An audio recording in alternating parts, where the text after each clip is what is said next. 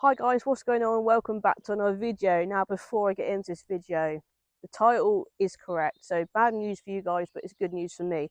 However, before we get into today's topic of video, you join me here with my Mark IV Golf GTI, and because of this car and because of a recent YouTube collaboration in my previous upload, I have gained plenty of subscribers. So thanks to all of you that are subscribed to my channel from the collab that I did with Mr. Kitch from the Up and Down YouTube channel. However, this video isn't about my golf, which is here today. We have got more videos to come on this golf. I've recently spent some money on her, and we'll go into that in another video. But today, you might have seen from recent upload that I bought a Abarth number 6, and it turned out I just shouldn't have done that. And yeah, I'm actually going to sit in the car. It's a bit chilly today, so let's sit in the car. Let's explain what's gone on. That's just do a talking video, basically, guys. If you don't want to listen to this, don't watch it. Talking video, waffling video, let me explain all. Let's get into the nice warm GTI. Let's talk. Right, so guys, cool, we're in. 16th of March, I uploaded that I had bought my 6th Abarth after me having a few failed attempts at trying to buy a Abarth number 6. I did a deal with a really nice dealership. So I had bought a 2016 Abarth 595 Competizione in the Series 3 pre-facelift Abarth model.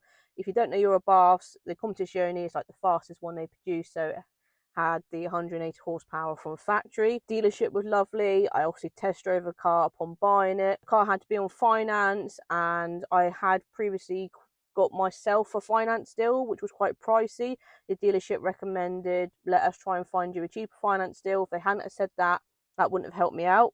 Thanks to them, I managed to get the car on a cheaper finance deal, and yeah, the car was mine. I picked it up, I showed you guys it, and then it came to the point of not wanting to drive the car for a few reasons, and this is all basically to do with me and one of my current situations. So I had this brand new car to me.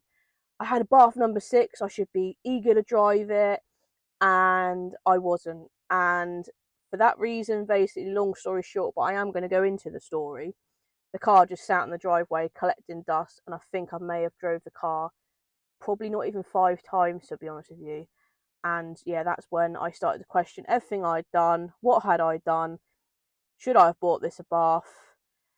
Yeah, I started to ask myself a few serious questions about my recent car purchase, basically. So when it comes to affordability of the car, I know I don't have to tell you guys this stuff, but I'm just trying to be transparent and give you the reasons. So hopefully you guys know that I've done the right thing, okay? So I could afford the car, otherwise I wouldn't have got it. The monthly payments could afford, cool. My situation currently is I'm living at home, got a bit more money to spend, hence I could afford this Abarth. So I also have this Golf, so that meant I had 2 cars. And because I didn't want to drive the Abarth, it meant that I was always driving my Golf GTI, which is a cash bought car. I own it. So the more expensive finance Abarth was sitting on the driveway because I'd rather drive this. Why, Amber, didn't you want to drive the Abarth? It's more the fact, it is the fact I didn't want to. It's also the major fact of I just couldn't drive it, basically. I'm going to, well, it is an excuse because it is affecting my life and still is, unfortunately, but I might be getting there soon.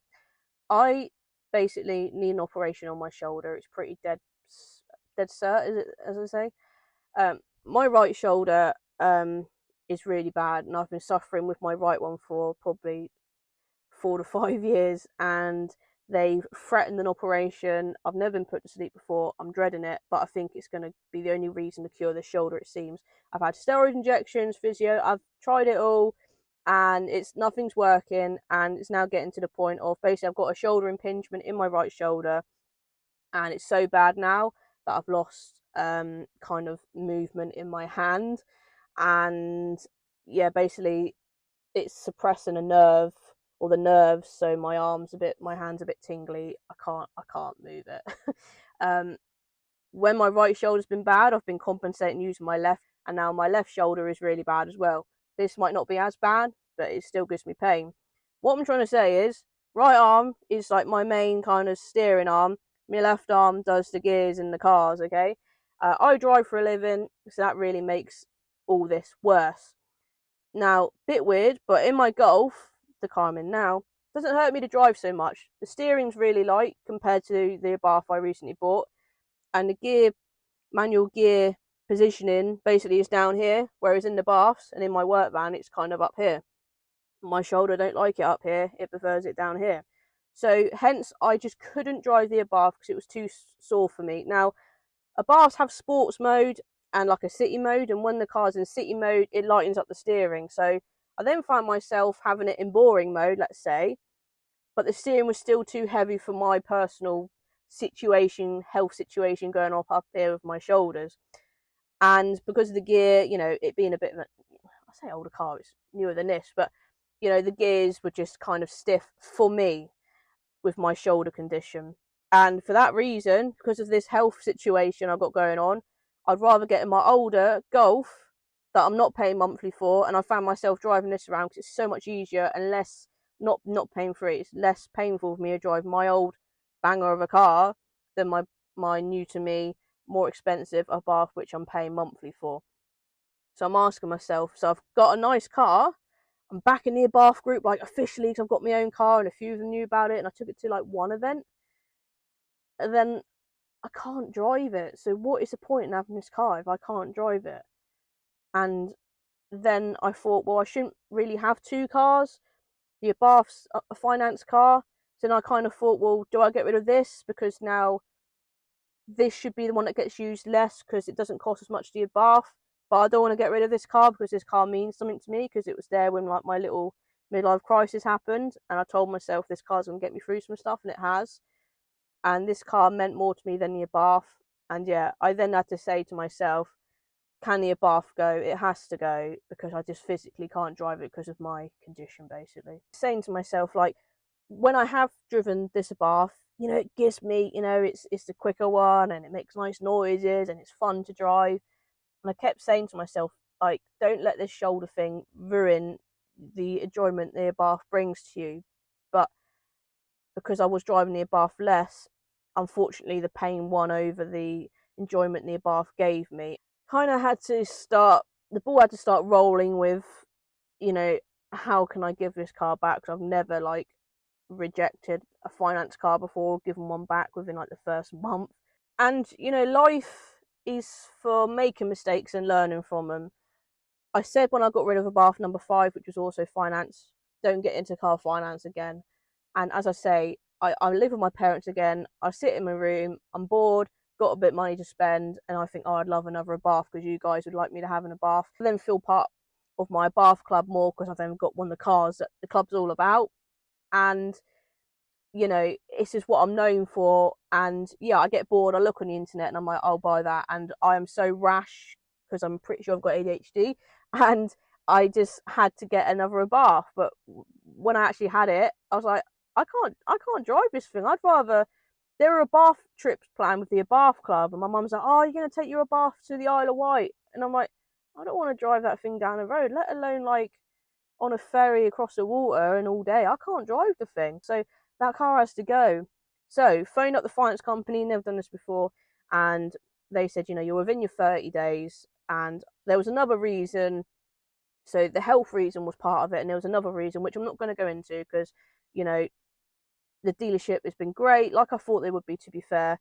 But the finance company actually said you have to approach the dealership you bought the car from. And I said it's probably not an issue because they seem nice guys. Luckily, when I actually bought the car, I actually saw my chiropractor in the same dealership, and I said to the car salesman, "That's my chiropractor over there." So he hopefully knows I'm not lying about this situation, health situation. So that was cool. And so yeah, I phoned a dealership. I said, "Look, this thing, and then this thing, I just can't drive the car." I said, "It's not the car's fault. This is my fault." I said, I just can't drive it, and therefore the car is wasted on me. It's sat collecting dust. I put 100 miles on it, if that. I haven't even washed it yet because I haven't got it dirty enough in my ownership. I hate driving it because I can't drive it. Can you just have it back? I've barely done any miles. It's still clean from when you guys validated it for me to have. Luckily, they said yes. Obviously, I gave a deposit for the car. I lost a little bit of money because of stuff they have to take out when you buy a car. So that's fine. I thought that was fair. And sure enough, the car's gone back to the dealership and I've seen it back for sale, which is cool. Unfortunately, all along, I was just kidding myself. And my mum was saying to me things like, you can't go to the Abarth because what will your people on YouTube think? And I'm like, Mum, I can't drive it. I can't keep a car because the world knows I've got it as such. Like the internet knows I've got it. I can't drive it. Maybe one day when I can physically drive an Abarth because my shoulders are better, maybe. But I've tried and it was just I said to my mum, like, I am quite a blessed, lucky person. I can get myself into situations and get myself out of them okay. And I kind of was confident that me getting rid of this Abarth or the process of giving it back to the dealership would work in my favour, as in it could happen, and it has happened. So I'm very grateful for that. And now I can focus more on this car that I'm in now, my Golf GTI, that is older, that has got more mileage, but I can actually drive it, and I look forward to driving this car. I don't regret many things in life. I do regret buying a Abarth number 6 because I just should have thought it through more. You learn from your mistakes, literally. I really have. So I forced myself to buy number 6 Abarth, and unfortunately the pain has overruled any excitement that car gave me. I didn't feel in love with it. I didn't feel like any attachment to it. I know we're going a bit deep, but like, I look at it on the driveway and think, nah, I'd rather go in this. And that's not a feeling you should have with like a new car to you. So unfortunately, Abarth no more. I'm in the Golf that, it's all cool. We can drive it nicely. I've done stuff to this since. You've seen it on YouTube. So yeah, that's a video to come on this Golf and more to come on the Golf. But I need to just remind myself, don't get into car finance.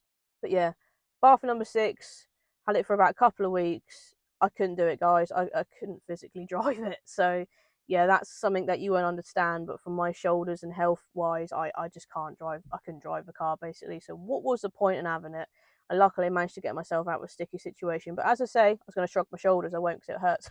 But as I say, you learn from your mistakes in life, and that's what it's all about. And I've definitely had like a bit of a hard word with myself since all that drama. So yeah, Bath number 6 no more. I have to tell you this because it's on all my social media pages. Like, I own a Golf and then a Bath, and I don't want the Bath bit there because I hated that car because of my own reasons. So yeah, now that video's out there, I can now just say I own this and not the Abarth. The Abarth is gone. So of course I'll still be going to Abarth meets in my non-Abarth, and of course you'll still see Abarth content because I have a passion for the cars. I just know I can't own them, and because I can't drive them basically. So sorry for the long explanation. I want it to be black and white with you guys and transparent and honest. It's no good you guys commenting in the comments below saying you've made the wrong choice. I can't own a car I can't physically drive because of my current health worry conditions. I can't do it, and it's stupid, and it's on finance. It would have cost me £100 just to sit there because I can't drive it. I'd rather drive this car basically. So yeah, Bath number 6, very short lived. Yeah, I had some nice comments from you guys saying, oh, it's nice to see you in the Bath, and it just made me feel even worse because I thought, oh no, I can't drive the thing, I don't want it anymore. But I got out of it. Anyway, yeah, more stuff on the Golf to come. Got a special announcement coming up after this video and another video I need to make. Basically, keep your diaries, calendars free for the 1st of June. Check out the next video, which will come after this, not too long after this video. And yeah, 1st of June, we'll talk about that in the next video. But thanks for watching, guys. Hope you understand. And yeah, I just can't drive and own a Bath in the near future, basically. So that's something I'm not going to do. See you later, guys.